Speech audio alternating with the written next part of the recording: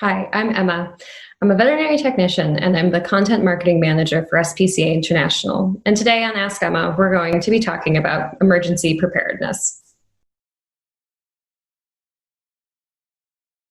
When natural disasters impact our communities, such as hurricanes and wildfires, it's important for our pets to be ready to go at a moment's notice in case you need to evacuate. Cats and dogs should be properly identified with collars and ID tags that have your current information on them. Additionally, if you haven't already, you should microchip your pet. In case they go missing, this is the fastest way for a shelter or veterinary clinic to return them to you. Next, you want to make sure your animals are ready for transportation.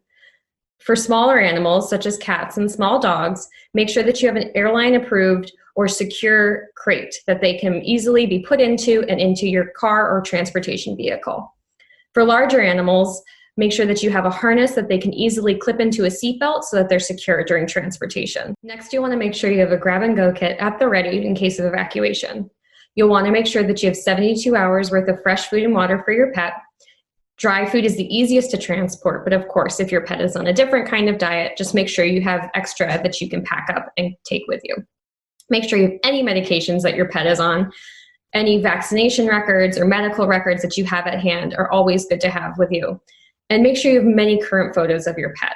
In case your pet goes missing, you'll just want to make sure that you are properly able to identify your pet to local authorities, shelters, and veterinary clinics.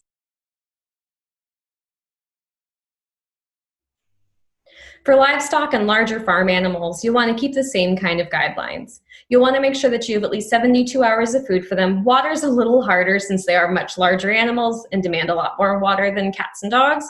But if you can pack at least 24 hours worth of water with you, or at least a couple hours of water, that will make a huge difference until you're able to find a safe water source for them. For animals that spook easily, like horses, it's a good idea to make a blindfold out of fabric to help lead them carefully through uncomfortable situations for them, such as when there's fire or strong winds. This can really help calm them down. Like with cats and dogs, it's a good idea to have current photos, especially if your livestock animals have any distinguishing marks on their legs, sides, face. That way, in case they do bolt during these scary times, they're easily identifiable and can be returned to you quickly.